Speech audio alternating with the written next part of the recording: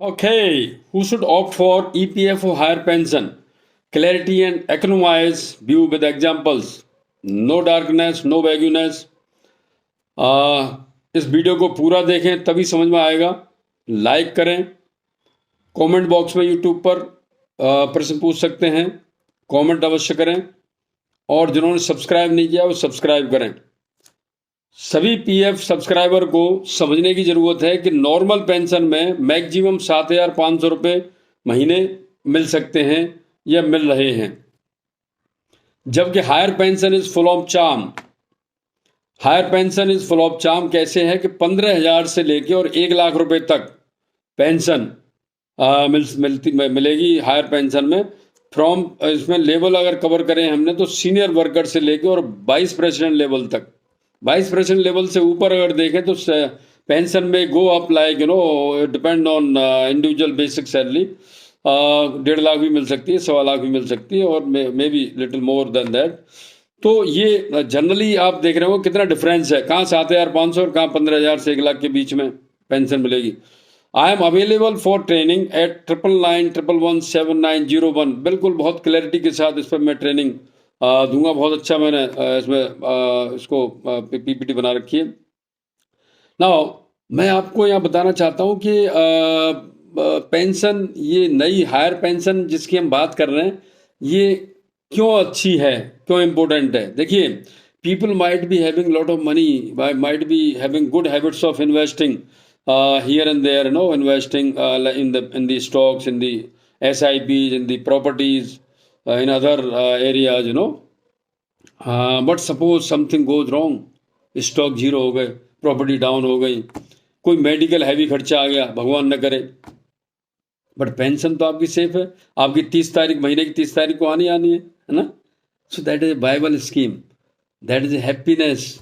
हर महीने आपको एक अच्छी पेंशन मिलेगी. 40,000, 50,000, मे भी 80,000, मे भी 70,000, मे भी 15,000, मे भी 20,000, what ever, it depend on at different level.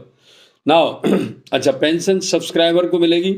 Subscriber की डेथ के बाद स्पाउस को मिलेगी और बच्चों को भी मिलेगी. बच्चों को 25 साल की एज तक मिलती है. यहाँ मैं 2 एग्जाम्पल शेयर करूंगा. एग्जाम्पल 1, मैंने एक सीनियर मैनेजर का डेटा लिया और उसमें मैंने जो फॉर्मूला है लेटेस्ट वो ये है कि लास्ट 5 ईयर की बेसिक सैलरी का average into number of years of service divided by 70. ये लेटेस्ट फॉर्मूला है. तो उसका जो लेटेस्ट पेंशनेबल सैलरी आई 5 ईयर्स की, वो 77,400 आई into 35 year service divided by 70. तो पेंशन आई इज इक्वल टू पेंशन आई 38,700 रुपये. This is at middle level. 38,700 रुपये पेंशन उसको मिलेगी. अगर नॉर्मल केस में हम बात करते हैं तो 7,500 मैक्सिमम मिलती 35 साल सर्विस करने पर, है ना. तो 38,700 का मतलब है अच्छी पेंशन हो गई. Now example 2, that is my case. I am ex air force. सो मैं HR हेड रहा हूँ डिफरेंट इंडस्ट्री में, रेप्यूटेड इंडस्ट्री में. तो मेरा जो टोटल 15 साल की सर्विस है जिसमें मेरा PF कटा है. मैं सब्सक्राइबर रहा हूँ 15 साल. कुछ इंडस्ट्री ऑप्शन मांगती है तो वहाँ मैंने ऑप्शन दिया नहीं कटने का. अच्छी, जहाँ पर मेरी बहुत अच्छी हायर सैलरी थी. हायर सैलरी तो सभी जगह थी, बट कुछ इंडस्ट्री का ये होता है ठीक है, काटती कुछ इंडस्ट्री एक ऑप्शन देती है, ठीक है भाई आप कटवाना चाहते हैं कटवाइए, नहीं मत कटवाइए. तो इस तरह से मेरा सिर्फ 15 साल मैंने PF मेरा कटा. तो मेरी सिर्फ सर्विस कितनी है, 15 साल. नाउ फॉर्मूला में अगर देखता हूँ मैं तो मेरी लास्ट 5 ईयर की एवरेज बेसिक आती है 1,06,000 into 15 divided by 70 is equal to 21,200 something pension आती है मेरी. मतलब हायर पेंशन में अगर मैं अप्लाई करूंगा तो इतनी पेंशन मिलेगी. नाउ यहाँ पे क्या है कि मुझे जो 35 लैक्स जो PF ऑफिस से जो मुझे मिला फंड का पैसा, उस फंड के पैसे को मुझे दोबारा जमा करना पड़ेगा. यानी कि उसमें 25-30 लाख रुपए मुझे जमा करने पड़ेंगे, तब मुझे 21,200 रुपये पेंशन मिलेगी.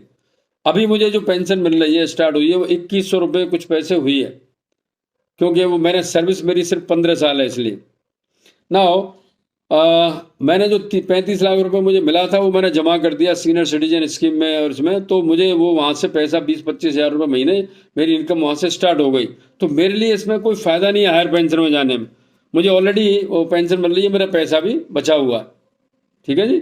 Now how this things will आप जो एग्जिस्टिंग एम्प्लॉई हैं उनके लिए क्या होगा कि जो ईपीएफओ ऑफिस है वो कैलकुलेशन करेगा आपकी डेट ऑफ ज्वाइनिंग से या 1/11/95 से विच एवर इज लेटर। अगर आपने ज्वाइन 95 के बाद किया है तो उस ज्वाइनिंग डेट से आपका जो पहले जो बेस सीलिंग थी 5,000, फिर 6,500 हुई, फिर 15,000 हुई।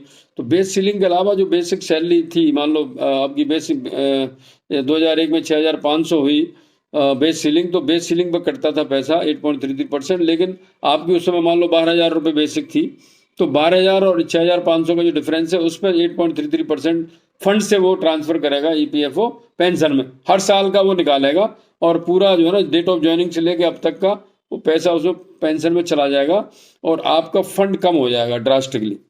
ये फर्क है, फंड का पैसा ज़्यादा नहीं मिलेगा।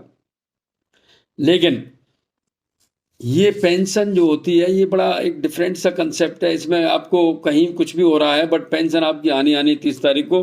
तो यहाँ पे देखिए 2 मॉडल के थ्रू मैं बात कर रहा हूँ कि क्लैरिटी हो जाएगी आपको बिल्कुल।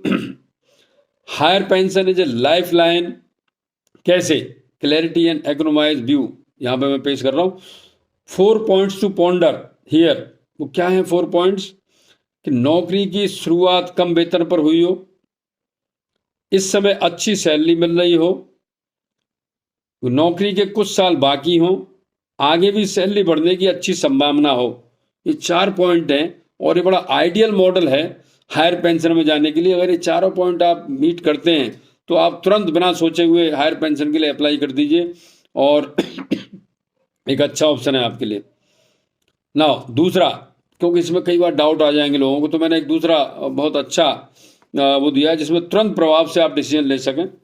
वो है जो ईपीएस सब्सक्राइबर 30s में, 40s में या अर्ली 50s में हैं, ये सभी हायर पेंशन का ऑप्शन चुनें एवं अप्लाई कर दें। This would make your life tension free, comfortable and king size. क्योंकि जब आप पेंशन के लिए अप्लाई कर देंगे, आप 30 साल से और 52-53 साल के बीच में हैं कहीं भी, तो आपको एक और आगे सैलरी बढ़ने की संभावना तो निश्चित रूप से हर साल बढ़ती है, सैलरी तो रहती है। तो इसमें आप अप्लाई कर देंगे तो आपको पेंशन, अच्छी पेंशन मिलेगी, है ना। मे बी 20,000 से